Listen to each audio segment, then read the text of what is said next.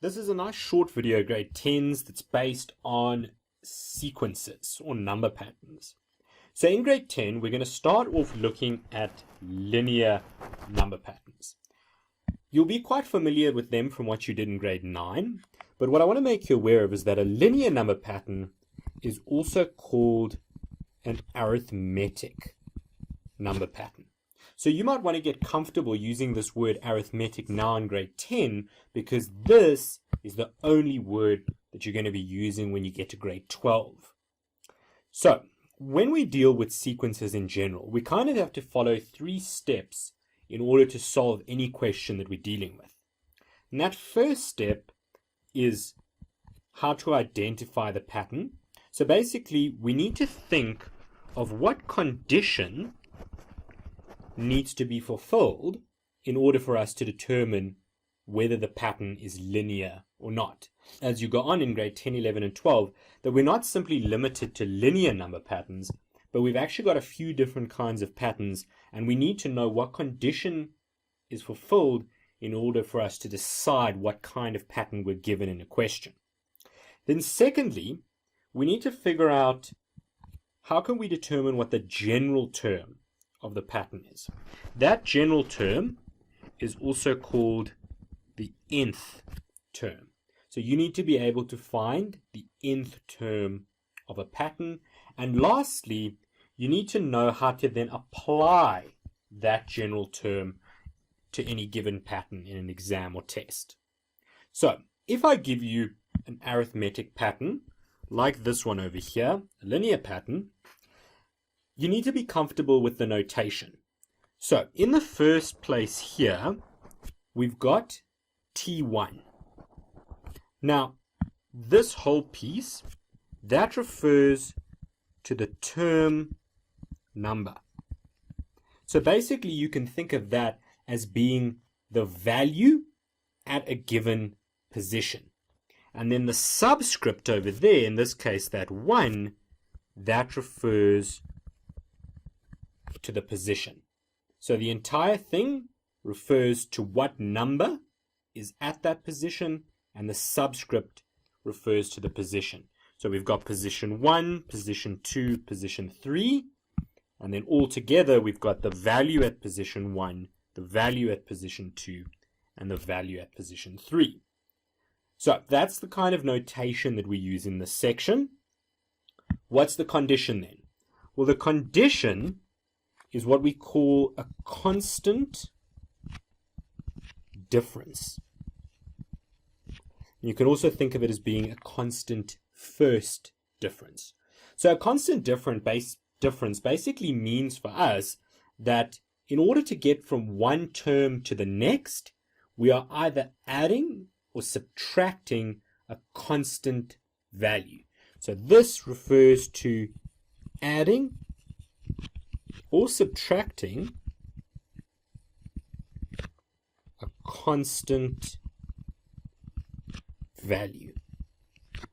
And the way that we can write that out, our own little formula for that constant difference, is that D for difference is equal to T n plus 1 minus Tn. Now that might look confusing at first, but all it's telling us is that we got to look at the terms and choose 2 terms, one at position n, one at position n plus 1, and subtract them from each other. So it's saying to you, subtract 2 consecutive terms. That's all it means. So basically we could say T2 minus T1, or T5 minus T4, and even going further on, do you see how we've got the bigger number, or the bigger position, minus the lower position? So we could even apply that to much further on. So we could say T100 minus T99. So it's any 2 consecutive terms, but what you need to be aware of is it's a term in a higher position minus the lower position. So that's how we work out the constant difference. The way that you would write that out when given a question is first to set it up by writing T1, T2, T3, as I've done over here. And then just underneath, set it up by writing out the difference. So the first bit there would be T2 minus T1, then T3 minus T2, and so on and so forth. Remembering that all of these will be the same value because that difference is constant. So it doesn't matter which two terms you subtract from each other, as long as they're consecutive, that number will always be the same. The way to identify it now, we've gathered, is that if we find it's got a constant difference, well then we know it's a linear pattern. Now we can look at step 2. So the formula that we use to find the general term of a linear pattern is Tn equals A plus n minus 1 times d. Now there is another variation of this formula that some of you have probably worked with in grade 9. However, this formula here is exceptionally important for matric. So I'd rather teach you the full-on method now in grade 10, and in that way you won't need to relearn anything when you get to grade 12. And you'll see that either one of the methods will work the same way, and they're both very easy to use.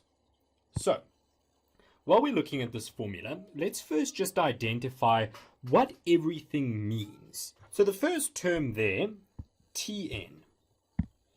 Tn, that refers to, as we said earlier, the term number.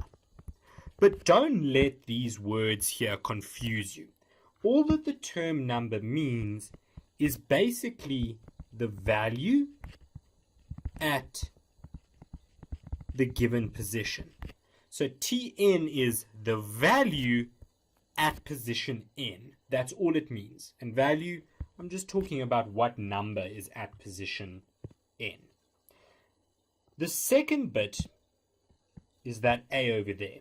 Now that A, that stands for the first term. So the first term, or T1. T1 being the value at position 1. So that's what the A stands for. The N, well, that's quite straightforward. The N simply stands for the position. And then lastly, the D at the end, that stands for the difference, as we worked out over here. So those are the parts of the formula. And the way that we do that, you'll see your steps coming up on the side now, is by firstly determining what kind of pattern we've got. So is it linear or not?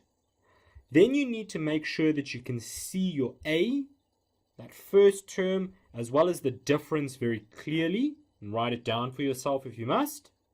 And then all you have to do is substitute the first term and the difference into the formula there and there. Then you're going to distribute the difference into the bracket and simplify it. You do not substitute a value in for n when finding the general term.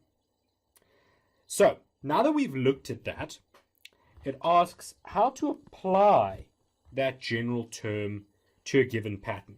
And what this part requires of you is to know exactly what the difference between n and Tn is.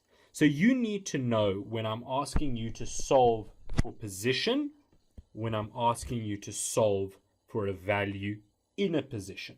So just be very careful when it comes to that. And you'll see in the next two examples we do exactly how that works. So let's now go and have a look at an example where you're going to practically apply these steps.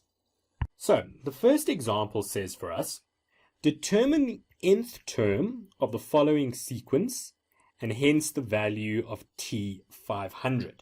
So we're asked to find the value of the nth term, and you know that is the general term. So the steps tell us that we got to start by figuring out what A is and then what the difference is.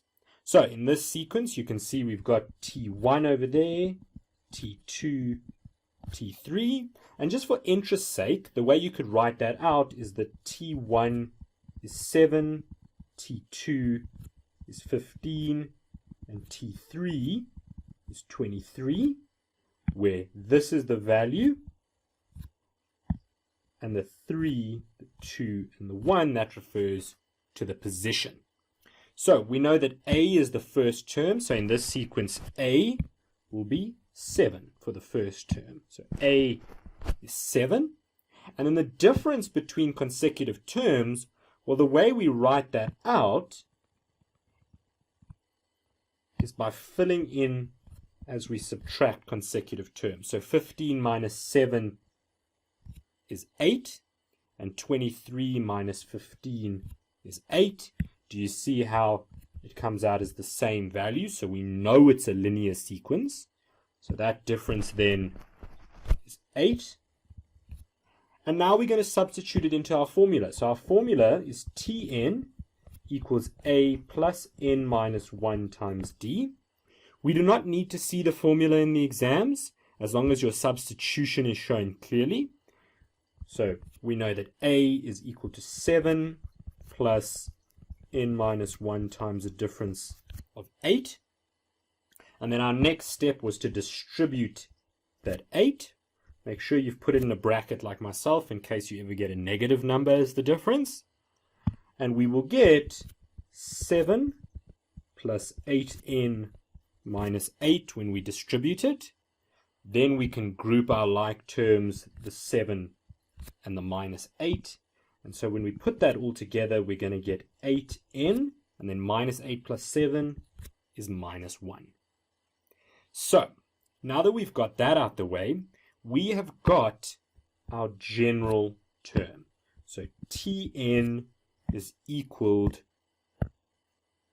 to 8n minus 1. This tells us that whenever we put a value in at n, which is the position, we will get out the value in that position. So the question says afterwards, find T500. So T500, what we are looking for is basically the value at position 500. And position 500, that refers to when n is equal to 500. So all we have to do is take this value of n and substitute it in over there. So we can do that then. Watch my notation very clearly. So T500 is going to be 8 times 500 minus 1. And when you put that in your calculator, you get 3,999. So this was how we found the general term of the sequence. This was an application where we had to know the difference between T500 and the position of 500. So make sure you can see that distinction over there. Let's have a look then at one more example. So here's the last example, and it says determine the general term for the following sequence. So we're told the sequence we start with 6, 0, negative 6, negative 12, and then they give us negative 288. And the sequence says determine the general term for this sequence. So again, we've got to go and look carefully and ask ourselves, what is the A value and what is the difference? So the A value is very easy. It's position number 1. So it's 6 in this case. And then the difference, well, we've worked it out before. So 0 minus 6 is minus 6. Minus 6 minus 0 is minus 6. Minus 12 minus minus 6 for these two consecutive terms there becomes minus 6 plus minus 12 plus 6, which gives us minus 6 as well. So in every one of the cases when we worked out the difference, we got the same value. So that tells us this is linear. You will need to check whether it's linear or not in a test. And then lastly, the difference then is -6. So our formula, and I'm going to skip the step where I write out the formula because you don't need to do that in exam, but you can. So Tn is equal to A is 6 plus n minus 1 times -6. Do you now see the importance of filling in that bracket? Then we go and FOIL the 6 in, or distribute the 6 in rather. We know that we don't sub any value in for n, so we're going to get 6 plus -6n plus 6 when we distribute, and so we'll get -6n plus 12, because 6 and 6 gives you 12. So there is our general term now. But then it says, hence, determine the position for the term -288. So it's telling us that Tn is equal to -288, and it's given to us in the sequence over there. And what we need to do is figure out what n is. So our formula that we've worked out in the previous question, or the previous bit here, says that Tn is -6n plus 12. And we are being told that Tn is -288. So we can substitute this in for Tn. So it's going to be -288 is equal to -6n plus 12. Then we're going to subtract 12 from both sides. And when we do that, we're going to get -300 equals -6n. I'm just solving the equation now because I want to solve for n. So to get it by itself, I basically move that 12 over. And then I need to divide both sides by -6. And my final answer will then come out as n is equal to 50. Because 300 divided by -6 equals 50. So that's basically the two variations that we can get when dealing with these kinds of questions. We can either be asked to find n, so either be asked to find the position, or we can be asked for Tn, which is the value at that position. You need to be able to distinguish between these two, and in more than, I would say, 95% of the cases, the first question that you will have to answer is to find the general term. So make sure that you can always do this general term and then differentiate between the two follow-up questions.